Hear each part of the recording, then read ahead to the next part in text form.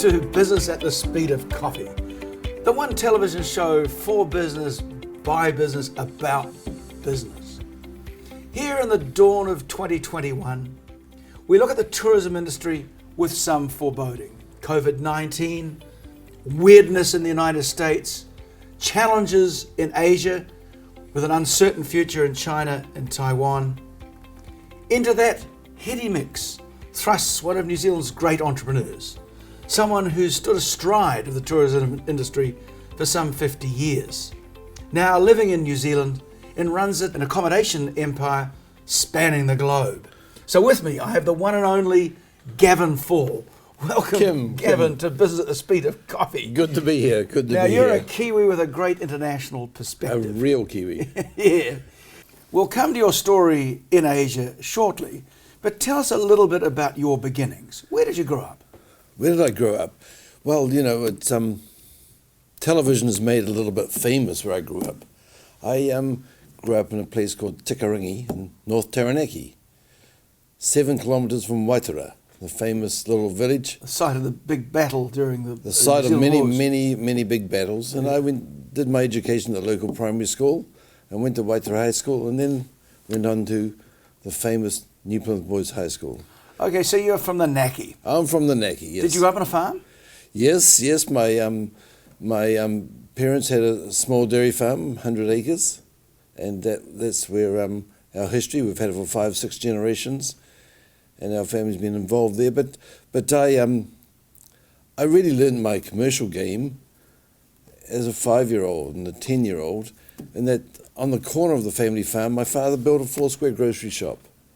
In addition to the farm? In addition to the farm. And that's what I call my Harvard University of Business. Now, we'll come back to that in a second. But there must have been an education theme in your family, because I gather there's some other famous Falls. Yeah, there are a few others. I'm one of 5 boys, no sisters. Okay. And we grew up in our little 3-bedroom house in Tikarangi. I had a brother who for 40 years was teaching at Auckland Grammar School. What about the famous brain surgeon?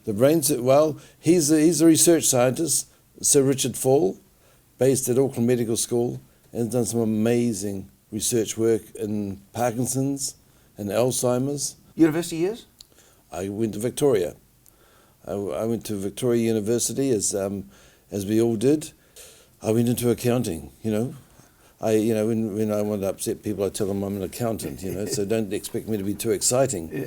But I worked for Wilkinson Wilberforce, okay. Ernst & Young in Wellington for a year, and then I had an amazing opportunity to see the world. So what did you do? Well, I answered a small advertisement on the back page of the Evening Post for a job as an accountant in Hong Kong. And you got hired from Wellington? I got hired from Wellington with only 1 year's experience. I wasn't even qualified.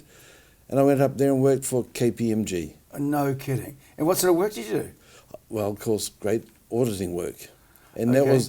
that was an amazing experience. You know, it's going from a charge out rate of $20 or $10 to $300 in those days. In those days. That was huge. And it was just, and Hong Kong was really taking off commercially. And how long were you there in that first stint? I was there for 2 years.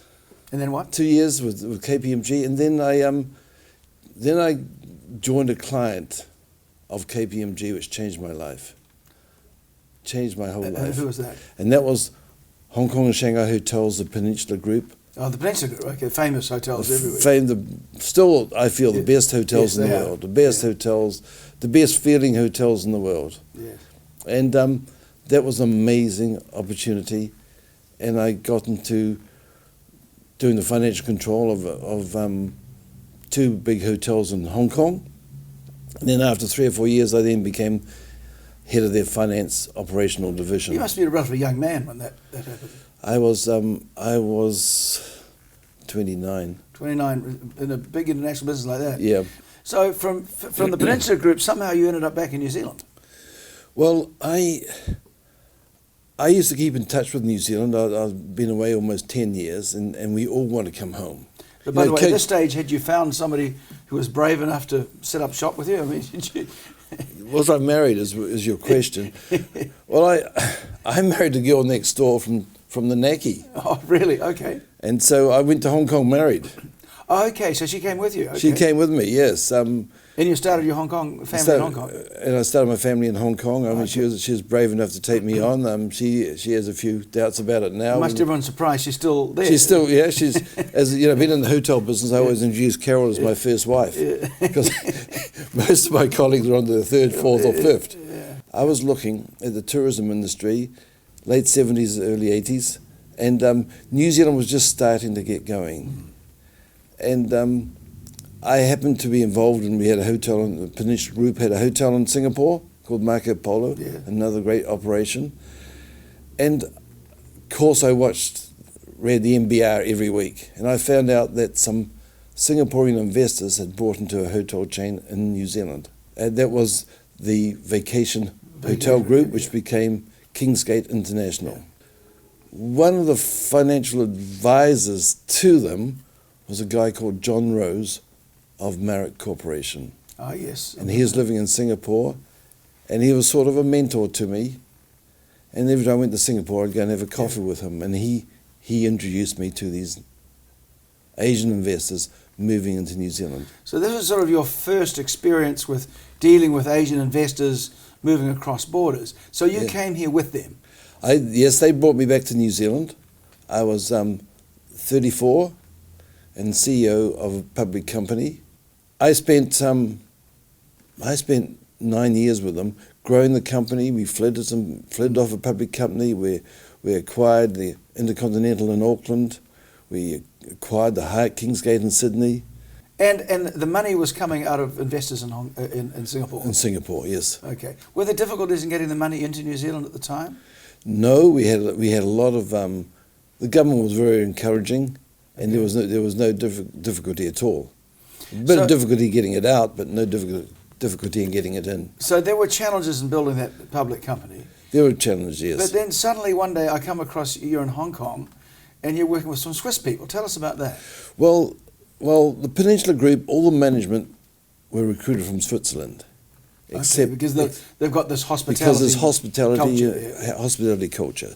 So I've been with Swiss and Germans all my professional life up there.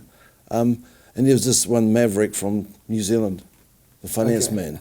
And that was me. You know, every meeting I went into, they had to change to English so I could understand it, which they made a point of. Yeah. And the president or the vice president of the company was called a gentleman called Peter Gouch. He had been in Hong Kong since the early 50s and was an amazing hotelier. Yeah. In late 89, 90, he contacted me and said, "Hey, why don't you do something with me? Why don't we, you know," he's got a small company, had a couple of hotels. And I said, "Okay." I'm pretty excited because I had the entrepreneurial spirit. Yeah. I said, "I'll come and work with you and come and see what I can do." But there's a little catch. I don't want to leave New Zealand. So he said, "That's no problem." See, this was probably the beginning of sort of global management from different locations. So I used to spend 21 days in Hong Kong and 10 days in New Zealand. You used to be commuting back and forth. I used to commute. Yeah. And I said I can do as much work in 3 weeks as most people can do in a month. Now, in the middle of all this, you're starting a hotel business with your mate from the Peninsula Group, but somewhere in that mix you got into the dairy farming business. That's a hereditary business. Had it for 4 or 5 generations. Oh, so it's a family farm. It's a family. My father. It doesn't resemble anything today. My father said you can never sell the 100 acres, which is part of our whānau. Yeah. And so I said, okay, you can only hold something if you do something with it. Yeah. You can't just sit on it, otherwise it'll eat its head off. So now we're up to 1,200 acres. So buying the farm next door, is it? Buying farms next door, linking up with agricultural trusts, building a modern cowshed, so it's really rotary cowshed, which is. Haven't royalty been to visit this place? Yes, Prince Charles has been. Has he? John Key's Why been, would Jenny he visit Jenny your- Shipley's been. But hang on, why would he visit your farm and not somebody else's? Well, probably because I'm only 10 minutes from New Plymouth Airport. But we're also heavy into riparian planting and growing native trees. And it was with Prince Charles, there was an exciting experience where we actually talked about the environment, talked about where the future of agriculture was going. And he has a huge understanding, and as we know, has done a lot in that area. So now I'd like to delve a little bit into this business you started with the Swiss hotelier. You had a couple of properties. What was it called? Swiss Bell Hotel International. That was a brand that's been around for a while, isn't it? Well, he developed the brand. He was going to call it Bell Hotel, which means beautiful hotel. And he couldn't register it. So he put the word Swiss in front because he's Swiss. Okay, so that's where Swiss Bell Hotel came from. And we had a hotel in Beijing, that's where we started from. Yeah. We had a hotel in Singapore and also in Taiwan. So it was 3 hotels. That was in 19... That was in 1990. Today, let's fast forward a bit. If you add them all up, how many are there? 150 hotels and projects going in 23 countries. Can you explain the business model a little bit? Because I think it's quite an interesting model. Yeah, we're a little bit like the share milker on a dairy farm, is that the investors buy the real estate and the investors own the business. And we come in and manage the business for them. We provide the systems. The business, do they own the guests? I mean, the income from the guests? Yes, they own the total income. And we just work on a fee basis, on a percentage of revenue.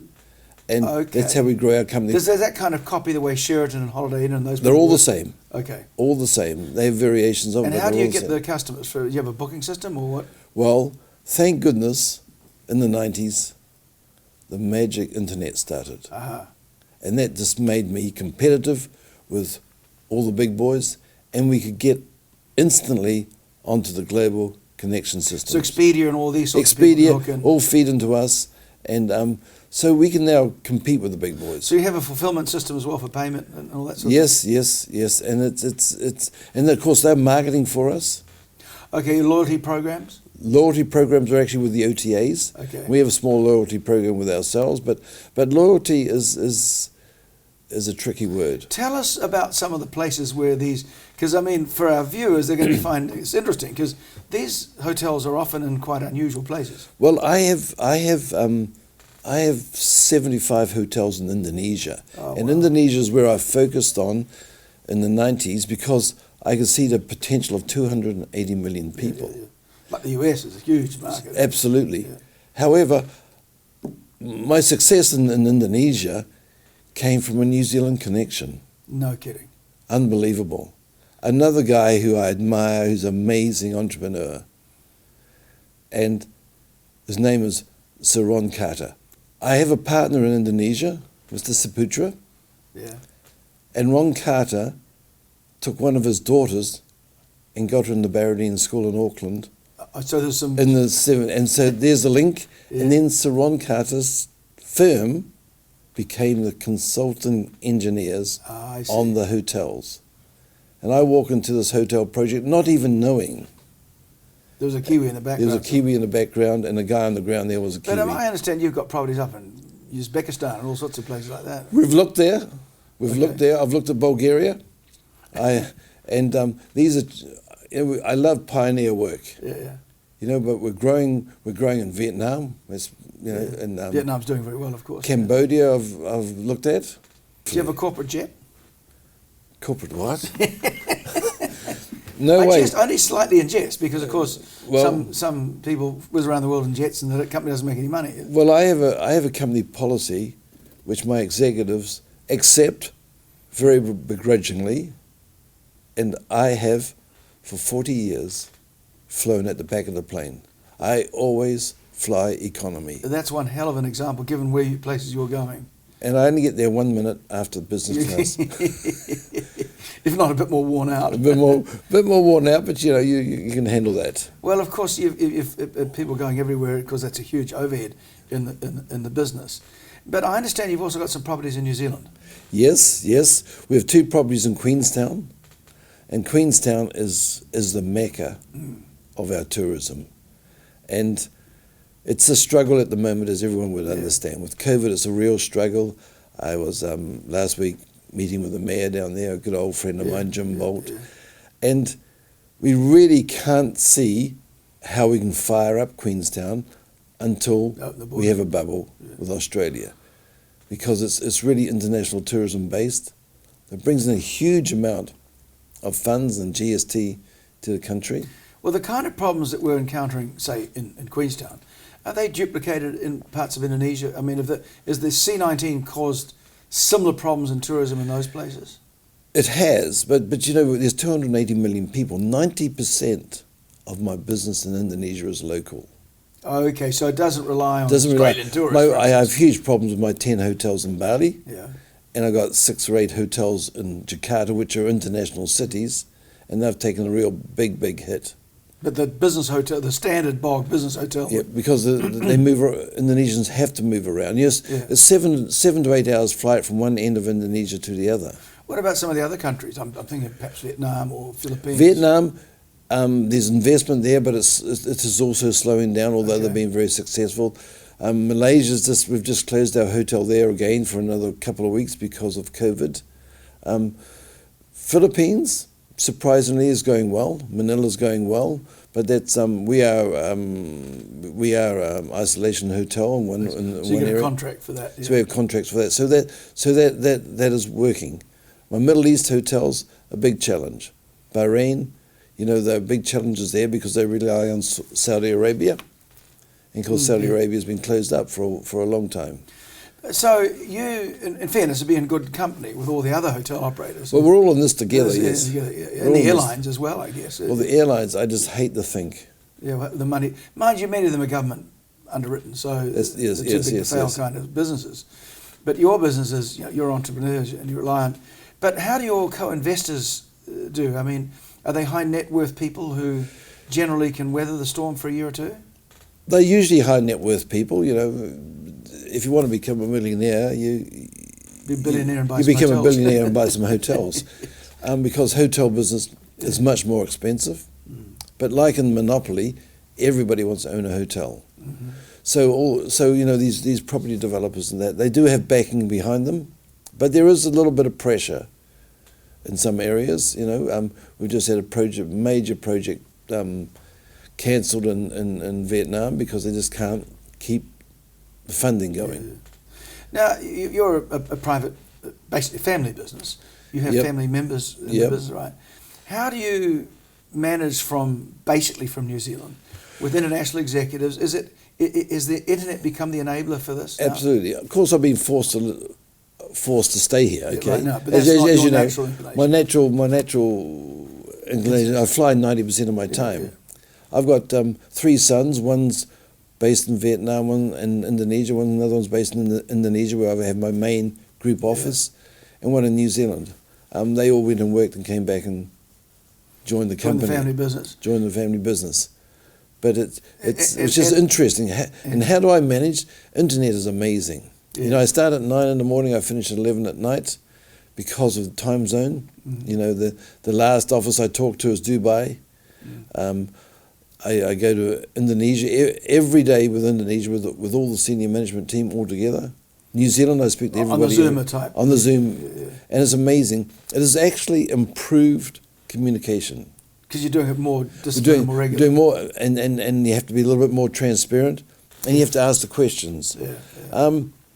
I don't think we're going to sit at home and run our businesses. Not forever. But not forever. I think we've all got through it. I think, but I find it quite stressful because you're focusing on the screen and it drives you crazy. Yes, and you have to go out and shake hands. You have to go and talk to people. You know, you have to motivate. The hardest thing at the moment is the motivation. Now, I don't want to get too personal here, but you and I are men of a certain age. And is there a time when you've thought you might actually slow down a bit and maybe let the younger generation have a go? Well, it's been forced on me a little bit this year. Yeah. Slow down, yeah. I mean, you know, it's teamwork. I think, you know, sitting in the same office based in my home with my 2 sons and 2 or 3 staff, it's been a pretty robust situation. That's never happened before. You've always been on an airplane somewhere. Yeah. You know, and we all want to slow down, but we actually don't want to slow down. We just have to go at the speed of coffee. Well, you've been a very energetic person all your life. I can understand it. So not doing anything, I'm not suggesting that. But I'm thinking the way the business operates. Well, of course, I've got key VPs everywhere, okay, who actually drive it. And they drive and so I'm working through them. So my ages depend on the age of my VPs, I tell people. Yeah. But, am I going to slow down? No, I don't think. I'll change my pace. Well, one of the things, every business has had to reinvent itself every 10 or 15 years, given the changes in both demographics and technology. What are the big changes you see coming in your business? I mean, and I mentioned some of them earlier on, the geopolitical issues and so on. Well, luckily the hotel business hasn't changed for 2,000 years. Service, accommodation. Of course, the style's changed, and that will always change. But and it can't be really computerized, although we have a lot of electronic support. And everybody wants to have relationships, okay? They don't really want robots. I've looked at robots. They don't really want robots serving them breakfast. They want someone they can talk to, someone they can smile at. The common human touch. Common human touch. So people, and I think we've seen that in New Zealand, that people are so much more important. Well, you mentioned the Manila Peninsula, where both of us spend a lot of time. Absolutely. I think they're probably one of the best hotels in the world for that very reason. People love to be called by their name. Yeah, they love to be recognised. They love to be wanted. And do you try and get that into your own hotels? I try. Now with 150, it's hard for me to remember everybody's name, but I try to look at talk to them and make me very personal with almost. This is how I can be different from the big companies. I get out there amongst my staff and talk to them, and so I'm probably the only president of a international hotel company who actually go and meet the staff, and go. Really? Because, that seems because so they obvious. Because there's such a structure in the big companies, and that's my competitive edge. Okay. I mean, can we talk a little bit about China? There are obvious tensions now. Mr. Trump started off, they're probably there beforehand. Is that going to lead to making life a little more difficult for people like you and other entrepreneurs trying to do business in China? Well, it's great to have a Swiss name, called Swiss Bed Hotel, and it's great to be a New Zealander. Yes. Because we're seen as neutral and supportive people. I think, we've just extended our trade agreement with China, and everybody actually loves New Zealand, and they don't really have any historical animosity to us, and that is a huge advantage. Because you and your business have a considerable amount of skin in the Chinese game. I mean, you're a dairy farm, which is sure. Well, dairy farming, of course, is rescuing New Zealand's economy, totally, and it's looking better and better. Every time Australia coughs, our dairy price goes up. Yeah, and of course now you've got properties there. Are there any Chinese investors in any of your New Zealand businesses? No, not yet. Now, would you encourage more Chinese investment in New Zealand? I think if it's managed well, it's important. Because it is controversial. It is controversial. Yeah. We need capital in this country. The whole thing we're short of is capital, and I don't want to get into the housing business, but there's a capital problem also. Yes, it is. Yes. So we need the international capital. However, we must also look after our sovereignty. Mm. We have to look after our. You can't buy land in Hong Kong. You can't buy land in China. I don't know why we don't use the leasehold model that they do themselves. I mean, absolutely, they understand it. They get it. And we don't seem to have got. Absolutely, and after 50 years, you have to give the money back. I had a hotel in Beijing, the first most successful hotel in China, and after 20 years, the American Chinese investors got given a framed $1 bill because they had a 20-year lease, and of course you have to have consideration in a contract, and it was a $1 bill, and I was there at this presentation saying thank you for everything. Here's a $1 bill, and thank you for the hotel. They had to make the money in the 20 years, or it was. They made the money. They made their money. That hotel returned all its investment every 2 or 3 years. It was amazing. Here we are in January 2021, Gavin, and it's still, and particularly in your business, is uncertainty. If you were asked by the Prime Minister Jacinda Ardern, Gavin, tell me what I need to do to get business going in New Zealand. What would you suggest to her? Well, I think it's quite simple. There are two key things we owe our children. And owe is a special word. Mm-hmm. We owe them an education, which is what my parents gave me, Yes. and we owe them job opportunities. Yeah. And if you don't have jobs, you're going to have unemployment, you're going to have social problems, you're going to have fulfillment problems, you know, you're going to have motivation problems, and then on top of all that, you're going to end up with your you know, we talk about mental health, we talk about the homeless people. Give people a job, but encourage businesses which can bring jobs. And then tourism is probably the largest percentage generator of jobs to capital. It's easier said than done. It's easier said than done. And you know, labour, as a happy labour force, is a happy country. The future now, the immediate future for you, you've got to get through the COVID-19, I understand. Absolutely. That. Signs of green shoots? There are green shoots, but you know, we're, you know, Queenstown needs a lot of help. Yeah. I'm worried about what's really going to happen to tourism in the next 6 months in Auckland. Once the America's Cup goes, we're going to lose our energy again. Once the borders are open, how are we going to manage them? We're trying to sell tourism to the locals, which is all we've got at the moment. Yes. But of course, New Zealanders will only spend $100 a day in New Zealand, when overseas they'll spend $500.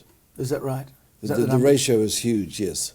Gavin, you've had a rich and varied life, and I'm sure there have been great moments and some ups and downs.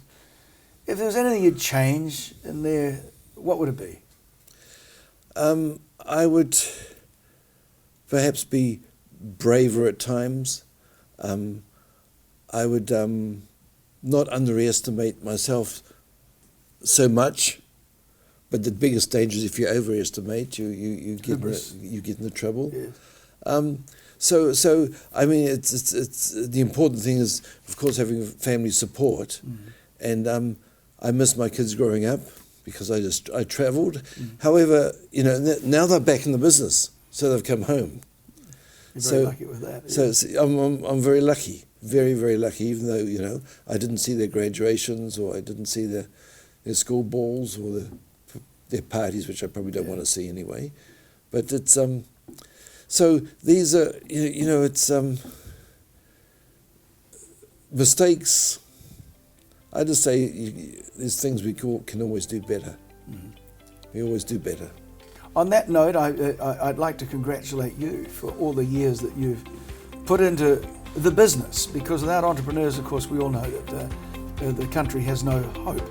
And what a remarkable story, all the way from the Naki to Asia and now back home again. So, Gavin Faull, thank you for being on Business at the Speed of Coffee. Thank you very much, Kim.